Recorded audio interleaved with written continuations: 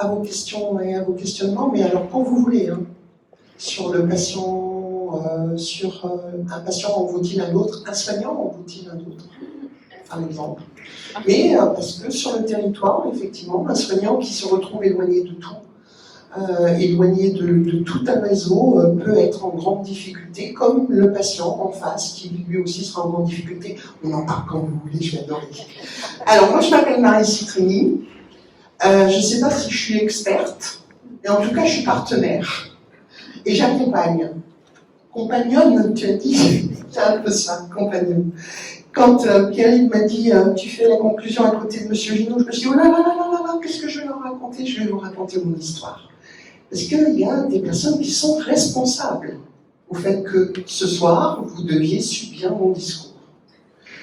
Il y en a un là-bas, assis sur sa chaise, Thomas Sanier, qui, avec Olivia Gross, viennent me chercher et me disent « Oh, tu sais, on a un truc à te proposer, tu vas voir, c'est génial. » J'ai regardé soigneusement mes agendas, ils m'ont emmené au pôle rencontrer un monsieur que je ne connaissais pas, qui s'est présenté en me disant « Pierre-Yves Trainard, bonjour ». C'était au mois de novembre 2016 et au mois de décembre 2016, je faisais ma première formation avec en co-animation de Thomas autour du patient intervenant. Alors une fois que j'ai dit ça, ben voilà, vous avez vu un peu comment on se propulse et puis ben, j'ai mis le doigt dans le pot de miel et je vous avoue qu'il est vachement bon. Et que j'adore travailler avec eux. Alors je suis la plus chiante, moi je râle tout le temps. Je suis la râleuse du groupe. J'ai toujours quelque chose qui ne va pas. Et en l'occurrence, quelque chose sur lequel je me sens à l'aise au pôle.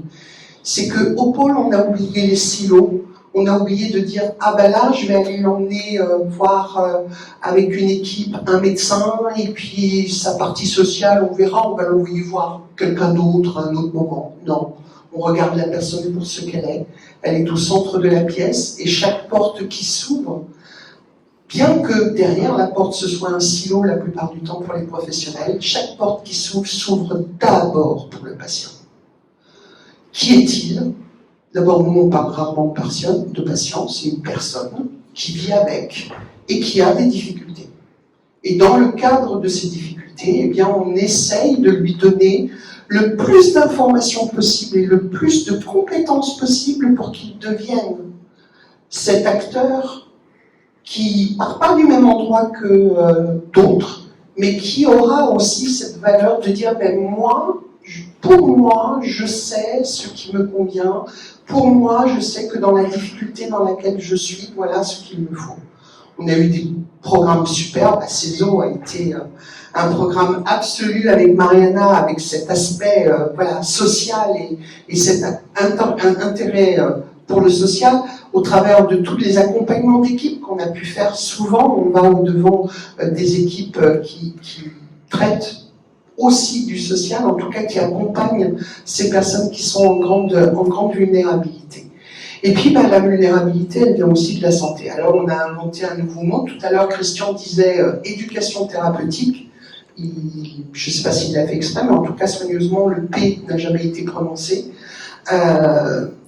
Moi, il y a une formation, par exemple, qui est la formation des patients intervenants, où la plupart du temps, la première séance, c'est avec les professionnels, et le P, ça vaut largement la peine de faire éducation thérapeutique du professionnel. Toujours.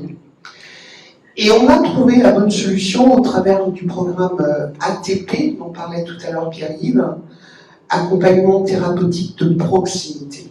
Et je pense que la proximité, elle vaut pour les soignants et pour les soignés, et que donc, là-dedans, on a peut-être une nouvelle définition du P. Alors, une fois que je vous ai dit tout ça, j'ai plein de trucs à vous dire. On fait des séances parfois qui durent 3 heures, et au bout de 3 heures, on aimerait bien mettre 3 heures de nouveau parce qu'on a encore plein de trucs à se dire. Alors, la première séance, elle n'est pas compliquée. Hein. C'est souvent un professionnel, quel qu'il soit, qui arrive et qui fait « Je suis repéré, elle a du diabète, celle-là. » Et puis, la personne qui est en face, qui n'est pas professionnelle, qui dit « Je l'ai repéré, celle-ci, c'est madame, je sais tout. » Et puis, on a un outil, parce que le pôle, c'est principalement des outils collaboratifs, des outils qui, dans la trame générique, va s'inscrire individuellement pour chaque équipe. Et puis grâce à l'outil, on va se rendre compte que celui que je prenais ou celle que je prenais pour Madame Je sais tout, elle a les mêmes valeurs que moi, elle partage les mêmes principes.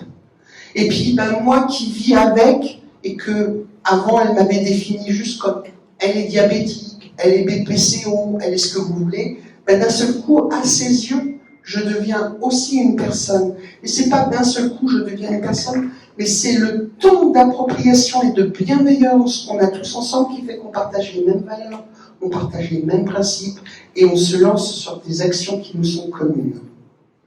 Et dans les actions communes, les programmes d'éducation thérapeutique, les ateliers d'éducation thérapeutique sont des outils pour ce partage. Alors ce partage, il ne doit pas se faire comme il a été fait pendant très longtemps.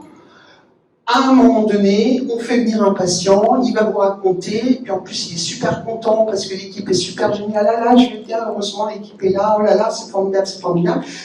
Un patient partenaire n'est pas là pour raconter son vécu. Il est là pour que, ensemble avec les soignants, on soit en capacité de construire quelque chose au plus proche des besoins de celui pour qui on le fait. Et celui pour qui on le fait, certaines fois, il n'ira pas du tout sur le chemin qu'on a prévu. C'est pas grave, parce que c'est à ce moment-là que c'est le plus important. On répond à sa demande. Non, mais je peux continuer pendant des heures. Vas-y. En tout cas, je voulais remercier quand même Pierre-Yves, parce qu'il est quand même le poumon qui nous fait respirer assez régulièrement, hein, Mariana. Alors, il faudrait quand même voir avec lui s'il peut éviter d'avoir une idée à la milliseconde, parce que certaines fois les équipes ont du mal à réagir. Mais en tout cas, un très grand merci d'avoir été là. Merci.